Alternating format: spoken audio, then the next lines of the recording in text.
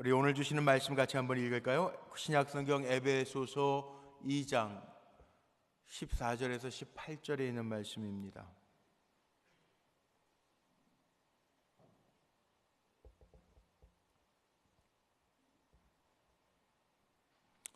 에베소서 2장 14절로 18절 말씀 화면에 준비되어 있습니다. 우리 한 목소리로 같이 읽겠습니다. 5절 말씀인데 우리 한 목소리로 같이 소리내어서 천천히 맞춰 읽겠습니다. 시작.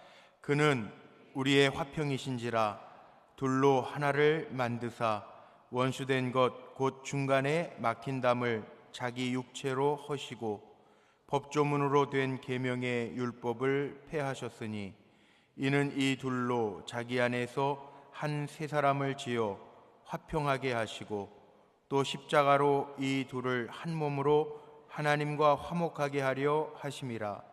원수된 것을 십자가로 소멸하시고 또 오셔서 먼 데 있는 너희에게 평안을 전하시고 가까운 데 있는 자들에게 평안을 전하셨으니 이는 그로 말미암아 우리 둘이 한 성령 안에서 아버지께 나아감을 얻게 하려 하심이라. 아멘. 아멘. 오늘 참 그리스도인의 특징이라고 하는 주제를 가지고 말씀을 나누는데 오늘 6번째 시간입니다. 평화, 평강, 평안 다 같은 말인데요. 이 평안이라고 하는, 평화라고 하는 말씀 제목 삼아서 함께 은혜를 나누려고 하는데 먼저 좀 축복을 했으면 좋겠어요. 우리 사랑하는 성도님들 사방팔방으로 주님 주시는 평화가 가득하시기를 축복합니다. 사도 바울이 서신을 보낼 때마다 마지막에 예수 그리스도의 평안과 은혜와 사랑과 축복이 넘치기를 바란다 그랬는데 이 평안은 어디에서 오냐면 하나님께로부터 와요. 우리 성도님들에게 사방팔방으로 하나님 주시는 사람에게나 환경에게나 다 마찬가지인데 그 평안이 가득하시기를 축복합니다. 우리 옆에 있는 분들 한번 축복할까요? 우리가 다 축복의 통로인데 옆에 앉은 분들 오늘 참 옆에 앉아준 거 감사하죠. 축복을 하겠습니다. 사방팔방으로 주님 주시는 평안이 가득하시기를 바랍니다. 사방팔방으로 주님 주시는 평안이 가득하시기를 바랍니다. 예, 평안, 평강, 화평 다 같은 말이에요. 예, 평안이 가득하시기를 바랍니다. 예, 평안 가득해야 돼요. 아무 일 없었으면 좋겠어요. 사람에게도 평안이 있고요. 내 삶의 주변의 환경에도 평안함이 있고요. 내가 하는 모든 일에도 걸거침이 없는 평안함, 하나님 주시는 평안함, 지켜주시는 평안함, 더하여 주시는 평안함이 우리 사랑하는 성도들에게 가득하시기를 축복합니다. 네. 제가 오늘 평안의 말씀, 평화의 말씀을 나누면서 어떻게 시작할까 기도하고 고민하다가 제 마음에 이런 마음이 들더라고요. 우리 원로 목사님, 전용재 목사님이 제일 좋아하시는 가요 중에 하나가 그대 행복을 주는 사람, 해바라기 노래가 있어요. 근데 작년이었나요? 작년에 우리 속회별 찬양대회를 할 때 제 선배 목사님, 1년 선배 목사님, 우리 감리교신학대학에서 그 김정혜 교수님, 우리 합창단 지휘자 목사님의 말에 의하면 한 세기 하나 나올까 말까 한 바리톤이라고 그랬던 그 박상욱 목사님 와서 한번 노래 불러주셨잖아요. 근데 그 박상욱 목사님이 와가지고 저한테 그러더라고요.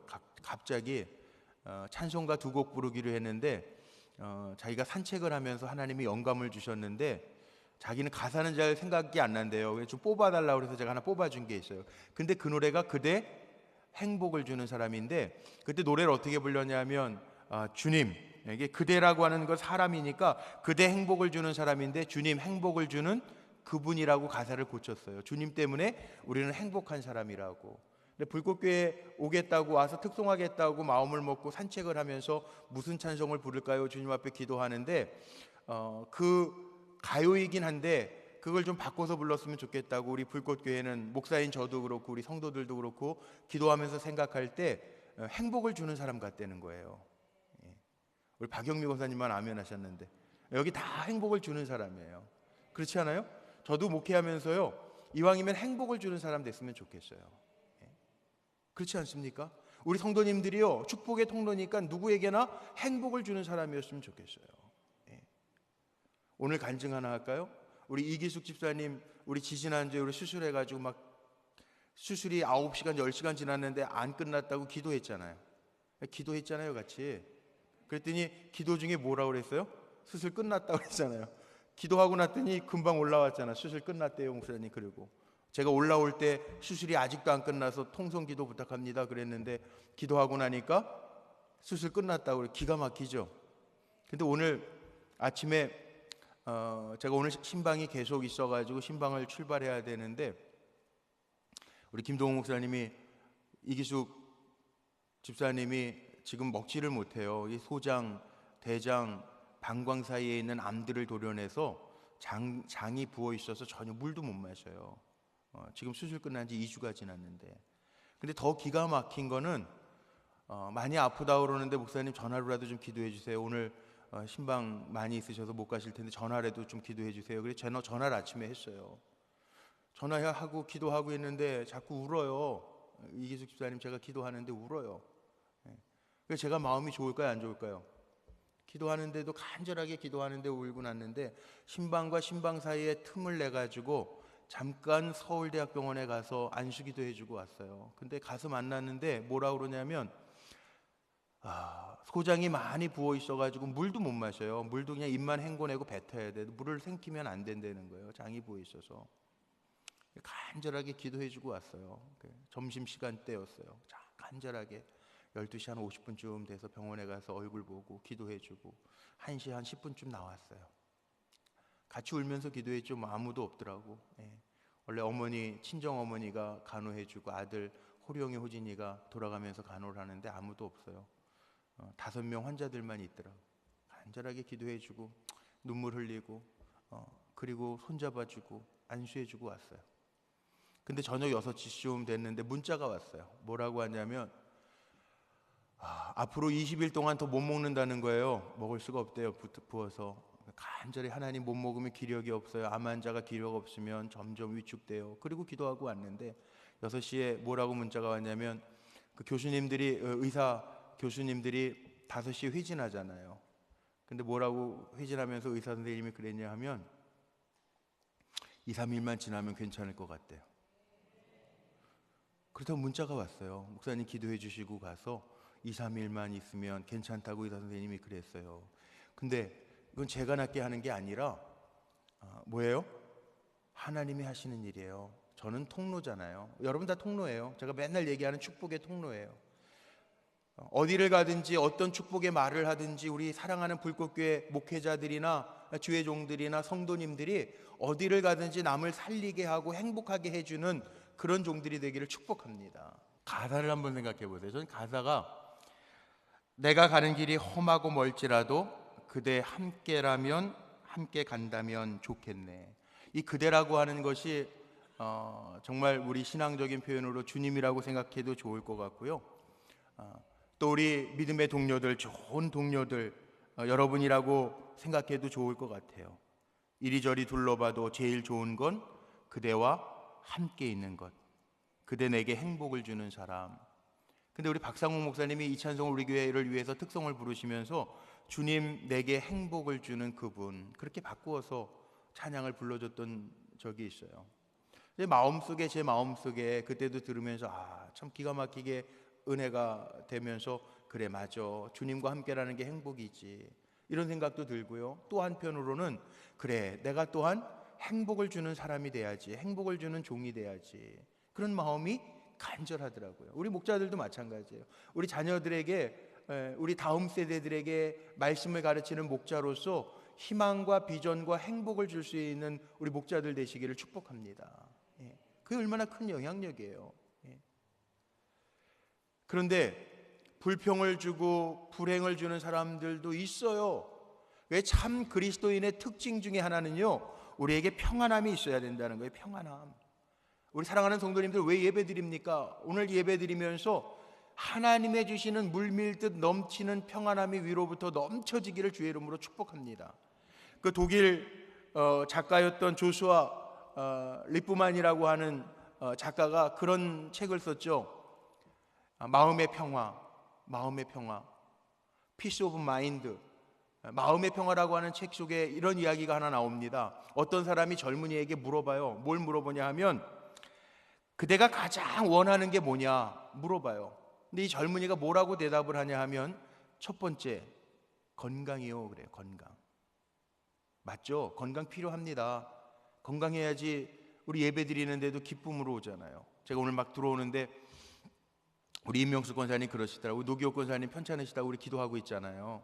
연세가 97, 우리 교회에서 제일 많으신 어르신인데 고관절 넘어지셔서 고관절하고 왼쪽 팔이 부러지셔가지고 수술을 팔에도 하시고 고관절도 하시고 지금 병원에 계세요. 그런데 교회 가고 싶으셔가지고요.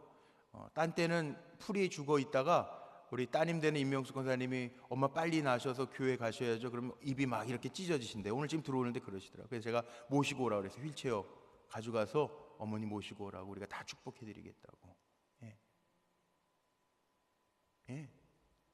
예배 드리는 거 그렇게 기뻐하시고 귀도 잘 안 들리시는데요. 예? 귀도 안 들리시고 보청기도 고장 났는데도 예배 드릴 때 저보러 은혜 받았다고 그러고 나가시는 우리 할머니 권사님이에요. 예.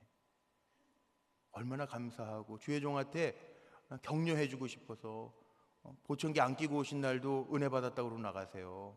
안 들리는데 하기야 뭐 저 얼굴만 봐도 은혜가 되시긴 하겠지만 예. 예. 얼마나 제가 감격스러운데요. 이제 모시고 오라 그래서. 건강해야 되죠. 정말 필요합니다. 그 다음이 뭐냐고 그랬더니 사랑이라고 그래요. 사랑도 필요하죠.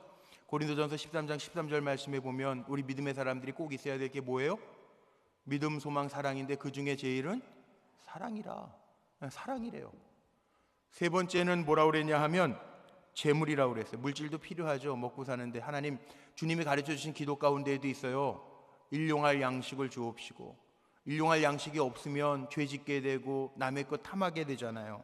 네 번째 뭐예요? 아름다움. 다섯 번째 재능. 여섯 번째 권력. 일곱 번째 명예라고 이야기를 합니다. 그런데 그 말을 다 듣고 나서 질문했던 분이 이렇게 젊은이에게 이야기하고 충고해 줍니다. 친구요, 그 일곱 가지가 다 있다고 한다 할지라도 마음에 평화가 없다면 그 누릴 수 없다는 거예요. 다 있는 것도 누릴 수 없다는 거예요. 마음에 평화가 없다면. 평화가 깨지면 건강도 사랑도 재물도 아름다움도 재능도 권력도 명예도 다 필요 없다는 거예요. 담을 수 있는 그릇을 잃어버린 것과 마찬가지라는 거예요. 우리 사랑하는 성도님들도 마찬가지입니다. 우리가 참 그리스도인이라면 다른 것보다 꼭 있어야 될 것, 주님이 위로부터 주시는 평화가 가득하시기를 주님의 이름으로 축복합니다. 제가 이 화를 찾다 보니까 자동차 황제라고 하는 포드 자동차 지금도 있잖아요. 포드가 84살, 84살에 세상을 떠났는데 그 포드 자동차의 황제 포드가 뭐라고 이야기를 했냐 하면 건강의 비법을 물어보는 사람에게 이렇게 대답을 했대요. 적당한 운동, 적당한 몸에 좋은 음식, 신선한 공기, 마음의 평화, 이 네 가지가 있어야 건강의 비법인데 그 중에 제일은 마음의 평화라는 거예요. 요즘에 정말 모든 병이 스트레스에서 온다고 그러잖아요.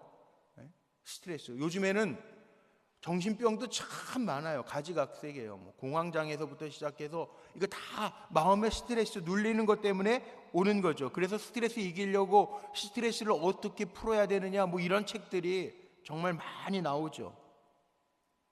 지난주에는 우리 교회 권사님 가정에 어디 신방을 갔어요. 근데 그 권사님이 집을 매매해야 되는 기도 제목을 가지고 계신데 집을 매매해야 된다고 그러는데 같이 신방 같이었던 그 속회 권사님들이 아유 권사님 이렇게 집 좋은데 뭘 또 매매를 해 그냥 사러 뭐 그러는데 아 그래도 이유가 있어 팔아야 돼. 그리고 이제 기도해달라고 기도하려고 그러는데 한 권사님이 그러시더라고요.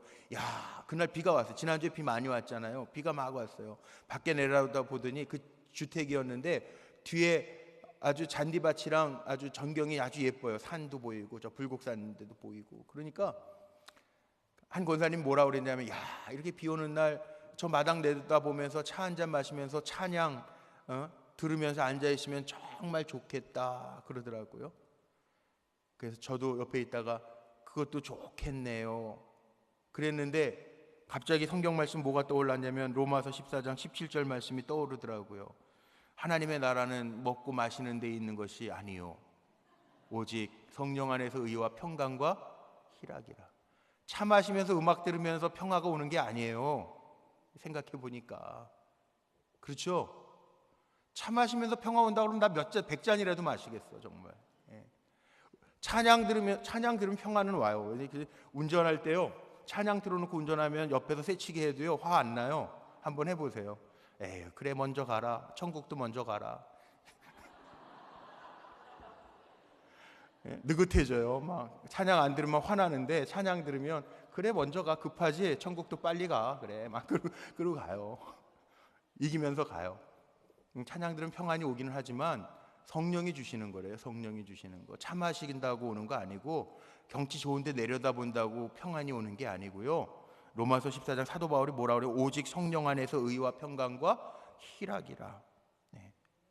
자, 제가 오늘 여러분들하고 나누고 싶은 게 있습니다. 성령의 열매 가운데 화평이라고 하는 게 있어요. 갈라디아서 5장 22절 말씀에 보면 화평이라는 게 있어요. 평안은 어디에서 오냐면요, 분명히 알아야 돼요. 평안은 어디에서 올까요? 평안은 어디서 올까요? 위로부터 온다고 그랬잖아요. 제가 계속 반복해서 얘기하는데, 예? 하나님 주셔야 오는 거예요. 하나님 주셔야 평안이 오는 거예요. 그래서 우리 축복했잖아요. 위로부터 주신 하나님의 평안, 사방팔방으로 그 평안이 가득하시기를 바랍니다. 축복했잖아요. 하나님의 주시는 평안이 우리 사랑하는 불꽃교회 성도들에게 가득하시기를 주님의 이름으로 축복합니다. 하나님께로부터 온다고요. 사도 바울은 그래서 주님의 이름으로 평안을 빌었어요. 성도들에게 편지마다. 고린도전서 14장 33절 말씀해 보니까 이렇게 말씀 기록되어져 있습니다. 같이 한번 읽어봅니다. 시작. 하나님은 어지러움의 하나님이 아니시오, 오직 화평의 하나님이시니라. 아멘. 하나님 화평의 하나님이세요. 질서의 하나님이세요. 고린도전서 14장에 보면 하나님은 질서의 하나님이시라. 질서의 하나님이세요. 그러니까 두려워하지 말고요, 하나님께로부터 나는 평안을 받아 누리는 성도님들 되기를 축복합니다. 급하게 살 거 없어요. 제가 캐나다에서 10년 살면서 부러웠던 게 하나 있습니다. 뭐가 부러우냐면, 이게 속 터지는 건데, 은행에 가가지고 계좌를 여는데요, 우리는 은행 정말 빨리, 예를 들면 우리 은행 가서 일 보면 요즘에는 뭐 컴퓨터로 다 처리하기도 하지만, 은행에 가면 제일 먼저 하는 게 번호표 뽑잖아요. 그럼 뭐 한 20명 정도 내 앞에 있다 그러면은 20명 정도 나오면 한 분이 1분씩 한 20분만 기다리면 되겠네, 이렇게 되잖아요. 근데 캐나다에서 번호표 뽑고 20명 있잖아요. 그러면은 한나절 다 갑니다. 예. 거긴 급한 게 없어요. 심지어는요, 캐나다 버스, 시내 버스, 그 공무원이거든요. 버스 운전사들이 다 공무원인데, 캐나다에는 버스를 타면, 미국도 마찬가지, 버스 타면요, 운전기사들이 가가지고요, 가다가 자기 배고프잖아요. 그럼 차 스톱, 맥도날드 들어가가지고 자기 주문 다 해가지고 맥도날드 가져와가지고요, 앉아가지고 먹으면서 가요. 근데 뒤에서 뭐라는 사람 아무도 없어요. 우리 버스 탈 때 보면요, 여기 제가 시내 그 광화문 같은 데 나갈 때에는 여기 현대백화점 앞에서 좌석버스 타고 가거든요. 좌석버스 기다리다가 버스가 오면 사람들이 어떻게 하는 줄 아세요? 버스 오는 거 저기서 보고 길로 다 내려가요. 빨리 타려고. 그런데 그 외국 서양 사람들은 그게 없어요. 버스가 쓴 다음에, 문 열린 다음에 그때 자리에서 일어나서 타요. 그 기다리는 자리에서. 여러분들 전혀 안 놀랍죠? 저는 속 터져요. 속 터져. 한국 사람들은 급한데 외국 사람들 너무 안 급하니까. 근데 그렇게 몇 년을 살다 보니까 제가 느낀 게 있어요. 그게 맞더라고요. 왜 우리는 이렇게 빠르고 빨리빨리라는 말을 외국 나가면 한국 사람들 보면 빨리빨리 막 이러잖아요. 뭐 동남아 가도 빨리빨리 자기네들이 그래요. 왜 그럴까요? 제가 이렇게 보니까 우리는 좁은 땅에서 인구도 많고 전쟁도 수없이 많이 경험했잖아요. 지난주에 설교 준비를 하다가 이렇게 그 역사책들을 찾아보니까 우리나라가 그 976번의 외세 침입이 있었다는 책에 기록이 하나 있던데, 1000번에 가까운 외세 침입을 받으면서 사니까 급한 거잖아요. 급한 거. 군대 생활, 군대 문화가 있어서 빨리 밥 먹어야 되고 빨리 먹지 않으면 잃어버리잖아요. 먹을 수가 없잖아요. 그러니까 빨리 문화가 돼가지고 그래요. 근데 성경의 하나님 무슨 하나님이냐? 질서의 하나님, 평안의 하나님이라는 거예요. 질서의 하나님, 평안의 하나님. 화평이 어디서부터 오느냐? 하나님이 주시는 거라는 거예요. 우리가 아무리 급해도요, 하나님 안 주시면 얻을 수 없는 거예요. 그러니까 지혜로운 사람 어떤 사람이냐? 하나님이 위로부터 주시는 평안이라면 그 평안을 하나님 앞에 구하여 하나님 주시는 평안을 받아 누리는 성도가 되시기를 주님의 이름으로 축복합니다. 그러면 돼요. 주님이 평화 주신대. 또 예수님도 평화의 왕이잖아요. 이사야서 9장 6절 말씀에 보면요, 평강의 왕, 주님이 왕이신데 어떤 왕인가? 우리 같이 한번 읽어보죠. 시작. 이는 한 아기가 우리에게 낳고 한 아들을 우리에게 주신 바 되었는데 그의 어깨에는 정사를 메었고 그의 이름은 기묘자라, 모사라, 전능하신 하나님이라, 영존하시는 아버지라, 평강의 왕이라 할 것임이라. 아멘. 이사야서 9장에 보면 예수님을 예언하면서요, 평강의 왕이라 할 것이라. 평강의 왕. 주님이 평강 주시는 거예요. 오늘 이 시간에 기도하면서 우리가 평화의 사람, 평강의 사람 돼야 될 터인데, 내가 만드는 게 아니고요, 평화는 내가 만드는 게 아니고 하나님과 주님이 주셔야 내가 평안을 누릴 수 있음을 기억하시기를 주의 이름으로 축복합니다. 또 성령의 열매죠. 아까 우리가 봤던 갈라디아서 5장 22절 23절 보니까 성령의 열매는 사랑과 희락과 화평, 이게 평안이에요. 이게 평안이에요. 헬라어로 에이레네 많이 들어보셨죠? 히브리어로 샬롬, 다 하나님이 주시는 거예요. 내가 만드는 게 아니라 하나님 주시는 거. 성령의 열매 가운데 하나예요. 그러니까 성령에 순종하면서 살면 평강이 우리에게 와요. 그러니까 하나님 앞에 물으면서 가세요. 성령께 물으면서 가세요. 그러면 하나님이 가장 평안한 길로 우리를 인도해 주실 줄로 믿습니다. 우리가 죄 짓는 거 아니잖아요. 우리가 죄 짓는다고 하나님 앞에 묻는 거 아니잖아요. 우리가 정말 주님의 일을 감당하기 위해서 주님 앞에 물으면서 가면요, 주님이 책임져 주시는 거예요. 주님이 평강 주시는 거예요. 할 수 있는 힘도 주님이 주시는 거예요. 그러니까 제발 저나 여러분이나 급한 일 만나서 당황하지 말고요, 성령께 물으며 성령이 인도하시는 평안의 길을 걸어갈 수 있는 종들 되시기를 주님의 이름으로 축복합니다. 주님이 열어주시는 거 있어요. 주님 앞에 묻자고요. 주님 앞에 묻자고요. 그럼 주님이 주세요. 죄 짓는 거 아니면 정말 주님의 일을 위해서 우리가 필요하다 그러면 주님이 다 주세요. 제가 농담 삼아 간증하는 게 있는데 진짜 오늘도 제가 경험했어요. 오늘 제가 서울대학병원에 신방 갔다 그랬잖아요. 서울대학병원은 갈 때마다 주차장이 없어. 그럼 제가 뭘 기도하는지 아세요? 주님, 제가 오늘 2시에 오늘 저 강남대학 총장님 만나고 선교사님들 장학금 우리 고난주간 헌금 모았던 거, 선교사들 자녀들이 너무 어려워서 장학금 좀 주고 싶은데 학교 재정들이 요즘에 대학 평가들 때문에 어려워해요. 근데 거긴 신학대학으로 출발한, 중앙신학대학으로 출발한 대학이 강남대학 아니야. 그 장로님이 총장님이신데, 제가 또 어떻게 본의 아니게 제 팔자에도 없는 강남대 지금 신학대학원 교수로 제가 나가고 있잖아요. 모르셔도 돼요, 여러분들은. 하여튼 제가 그런 인물이 됐어요. 근데 그 얘기를 들으니까 그때 마침 고난주간일 때인데, 우리 고난주간 헌금하니까 우리 성도님들이 배 고파가면서 헌금한 돈이니까 정말 귀한 데 썼으면 좋겠는데 어디에 쓸까요? 기도하면서 물었는데, 그 주간에 제가 만났을 때 거기에 선교사들 자녀들이, 어려운 자녀들이 있대요. 부모님들은 선교 현장에 가 있고 이 친구들은 공부하는 아이들이 있는데 어려운 자녀들이, 선교사 자녀들이 한 70여 명이 있대요. 근데 뭐 우리가 모은 거 가지고는 택도 안 되지만 그래도 그 성도들이 모은 거 잘 전달해 주고 싶어서 오늘 2시에 총장님 만났거든요. 2시에 만나야 되는데 제가 신방 시간이 없으니까 짬을 내가지고 신방하다가 잠깐 서울대학병원 가서 우리 이기숙 집사님 기도 좀 해주고 가고 싶어가지고 갔는데 주차장이 없는 거야. 내려가니까 그거 어떻게 해야 돼요? 가르쳐 줬잖아 제가 지금. 성령께 물어야지. 그게 기도했어요. 성령님, 제가 2시에 약속 있는 거 주님이 먼저 아시죠? 제가 지금 짬 내가지고 지금 시간 12시 50분이에요. 주님, 제가 만나고 가려면 1시 20분엔 여기에서 출발을 해야 간신히 2시에 맞춰 갈 텐데 주차장이 없네요. 자리 주세요. 그리고 기도했어요. 자리가 나타났을까요? 안 나타났을까요? 나타났어요. 그 기도 끝나자마자 빈자리 한 차가 휙 가더라고. 아, 주님이 예비한 자리구나. 그리고 들어갔어요. 할렐루야. 제가 이 맛에 삽니다. 이 맛에 살아요. 우리 최상원 집사님 오늘 찬양 인도했는데 저 팀이랑 제가 저희 젊은 부부 팀하고 지난 화요일 날 고수부지에 우리 젊은 부부 속회들 같이 야유회를 갔거든요. 근데 노는 날이라 고수부지에 차 댈 데가 없는 거야. 예. 근데 전 또 5시에 장례를 또 인도하러 가야 되잖아요. 그러니까 주차장 갔는데 우리 카풀에서 갔는데 이윤석 집사가 차를 운전하고 가가지고 목사님 자리가 없는데 이거 삥삥 도는데 어떻게 해야 되죠? 뭘 어떻게 기도해야지 주님 자리를 주시옵소서. 그리고 기도했어요. 자리가 났을까요? 안 났을까요? 났는데요. 어디 자리가? 깜짝 놀래요. 제가 기도해야지 그랬더니 씩 웃더라고. 제가 옆에 앉았으니까 보이잖아. 기도한다고 이 막힌 이 없는 자리가 생기니까 그 마음으로 하더라고.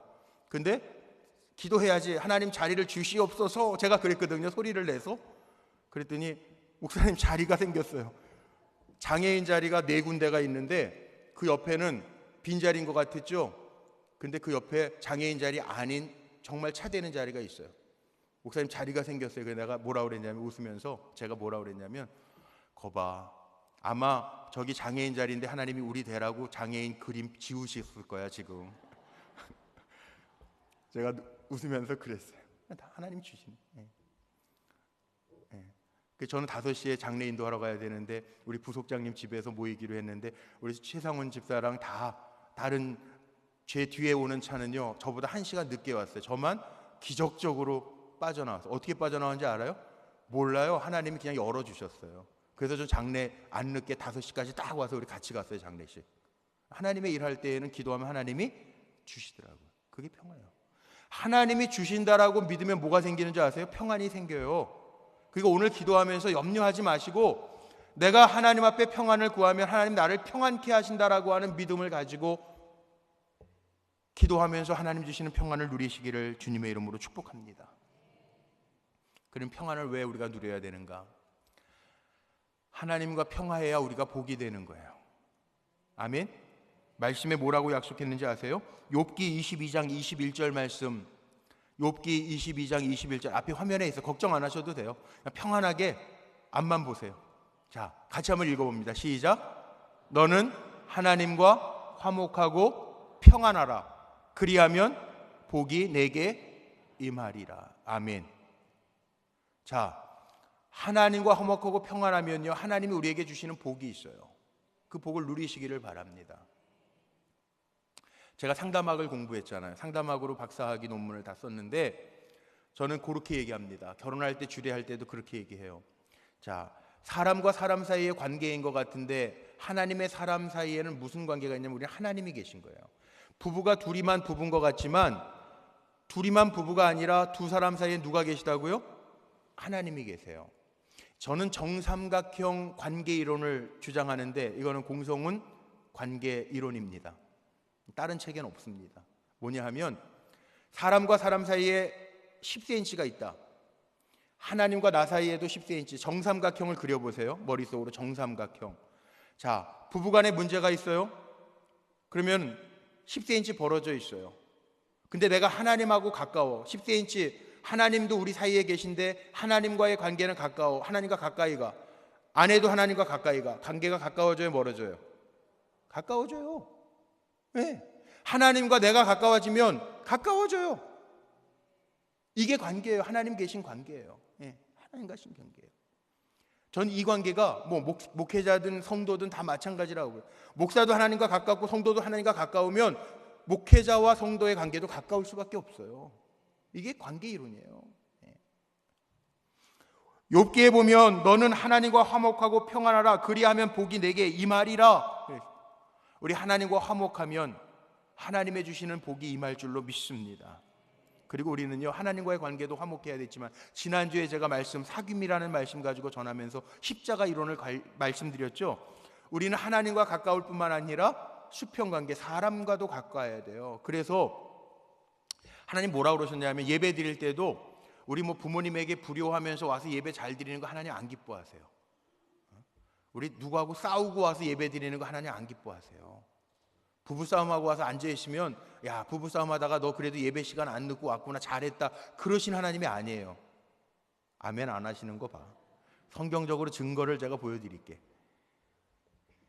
마태복음 5장 23절로 24절 말씀 찾지 않아도 돼요. 앞에 다 찾아왔어요. 제가 같이 한번 읽어봐요. 시작. 그러므로 예물을 제단에 드리다가 거기서 내 형제에게 원망 들을 만한 일이 있는 줄 생각나거든 예물을 제단 앞에 두고 먼저 가서 형제와 화목하고 그 후에 와서 예물을 드리라. 어떻게 하라고요?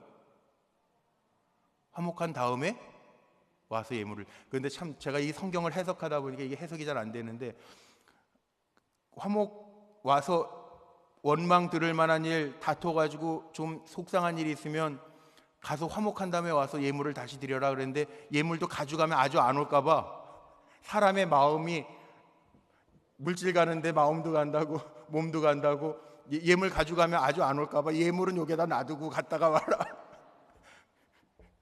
주님 정말 완벽하신 것 같아. 우리 마음을 너무 잘 아시는 것 같아. 그 얘기 아닌가요? 저는 그렇게 해석이 되는데, 예물은 제단에다가 두고 몸만 빨리 갔다 오래, 화목하고 오래잖아요. 그리고 나서 예물 드리래잖아요. 사람 마음이 어디 있는 것까지 주님은 다 아시나 보다. 저는 그렇게 해석을 하는데, 이거는 또 잘못 해석하면 안 되니까 제 해석이 그렇다고요.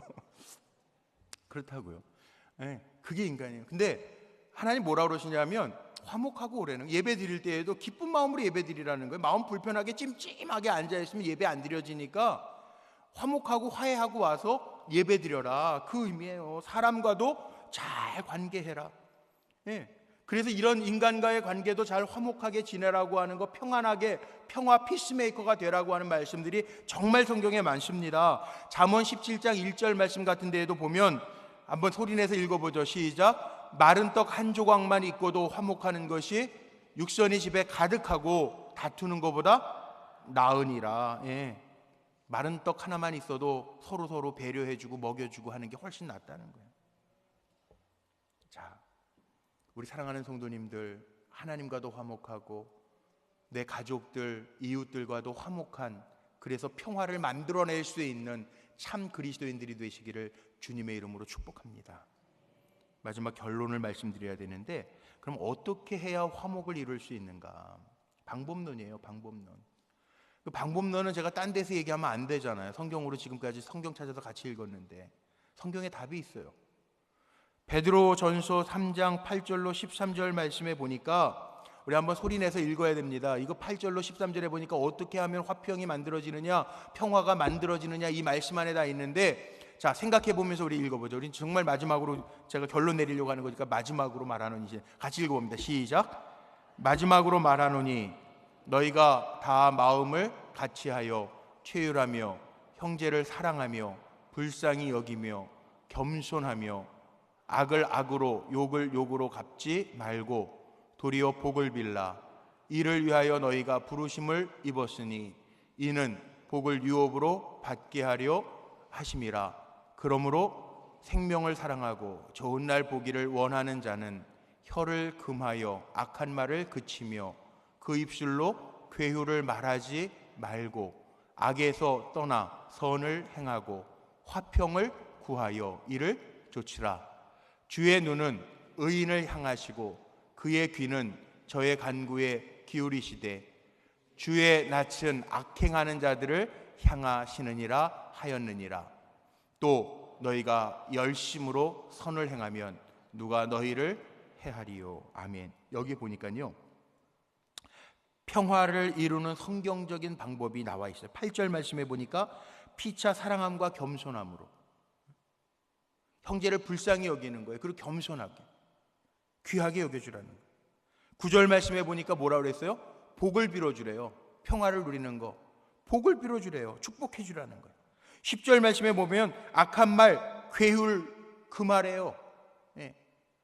악한, 저의 혀를 금하여 악한 말을 그치게 하고 그 입술로 괴율을 말하지 말고, 11절 말씀에 보면 선을 행하래요. 악을 행하지 말고 선을 행하여 주는, 선 행한다라는 게 뭐 양보하고 배려하고 사랑해 주는 거예요. 그래야 평화가 생긴다는 거예요. 평화를 누릴 수 있다는 거예요. 하나님의 눈이 의인을 향하고 있고 악을 행하는 자는 벌을 주신다는 거예요. 그거 기억하면서 살라는 거예요. 그래야 평화가 유지된다는 거예요. 열심으로 선을 행하래요. 실천하래요. 13절 말씀. 이것이 평화를 누리는 방법이에요. 그럼 평화를 누리지 아니하고 평화를 깨트리려면 어떻게? 이거 반대로 하면 돼요. 악을 행하고 사람들마다 욕하고 듣기 싫은 말하고 축복하지 말고 저주하고 이러면요 평화 깨진다는 거예요. 제가 여쭤볼게요. 누가 나한테 듣기 싫은 소리 하면 좋은 분 손 들어보세요. 나한테 욕하면 좋은 분. 이거 변태라고 그러죠. 변태. 가학적 누가 막 나한테 강하게 대해주고 막 이러면 좋아하는 사람들도 정신병자들 가운데 있어요. 제정신 아닌 사람이에요. 그런데 배려해주고 축복해주고 그러면 만나고 싶어. 그 사람 만나고 싶어. 만나면 말끝마다 그냥 트집만 잡으려고 그러고 막 듣기 싫은 소리만 해. 그 만나기 싫어요. 왜? 그 사람 만나봐야 좋을 게 없어. 평화가 아니라 불안해. 모임 같은 데도 어떤 사람 딱 나타나면 그 모임이 경직이 돼. 왜? 불안해. 그 사람 입만 벌리면 문제가 되고 상처를 줘. 불안해. 아니에요. 평화를 누릴 수 있는 방법은 여기에 나와 있어요. 다 나와 있어요. 사랑과 겸손함으로 대해주고 복을 빌어주고 악한 말과 계율을 금하고 그 입술에서 금하고 선을 베풀면서 살래요. 그러면 평화를 누린대요. 우리 불꽃교회가 피스메이커, 평화를 만들어내는 교회가 되기를 원합니다. 오늘 예배드리는 우리 성도님들이 주님의 평화를 나누어 줄 수 있는 축복의 통로들이 되시기를 주의 이름으로 축복합니다. 제가 괜히 노래 들려드린 게 아니에요. 그대 행복을 주는 사람. 우리 어디를 가든지 우리 아무개 권사님 오셨어. 이제 우리 분위기가 살았어. 우리 아무개 장로님 오셨어. 우리 또 재밌게 즐겁게 기쁘게 지내겠구나. 이런 자리가 되는 것이 우리 불꽃교회가 돼야 돼요. 아니 지금도 그렇지만 앞으로 더. 그래서 교회에 온다 그러면 기다려지는 교회, 주일이 기다려지고 속회 모임이 기다려지고 마음이 울적해 있다가 우리 권사님 만나고 장로님 만나고 목사님 만나면 살 것 같고 기적이 나타나고 위로가 되고 평안을 누리는 교회가 되기를 간절히 소망합니다. 그래서요 성경에 보니까 그런 말씀 있잖아요. 마태복음에 화평을 이루는 자, 화평케 하는 자는 마태복음 5장 9절 말씀에 있네. 화평케 하는 자는 뭐가 있다고요? 복이 있어요. 저희가 하나님의 아들이라 일컬음을 받을 것이라. 참 그리스도인의 특징이 뭐라고요? 피스메이커예요. 평화 만들어내는 거예요. 하나님의 아들이라 일컬음을 받는 것보다 더 참 그리스도인이 어디 있습니까? 우리가 어디를 가든지 주님의 평화를 이룰 수 있는 사람이라면 어디를 가든지 참 아들, 하나님의 아들이라 참 그리스도인이라 인정받을 수 있다는 거예요. 오늘 예배드리는 저와 여러분이 위로부터 주시는 평안을 전할 수 있는 축복의 통로들이 되고 화평을 이루는 자가 되어서 참 그리스도인이라 하나님의 아들과 딸이라 인정받는 종들 되시기를 주님의 이름으로 축원합니다. 사방팔방으로 평안을 누리는 종들이 되시기를 주님의 이름으로 축복합니다.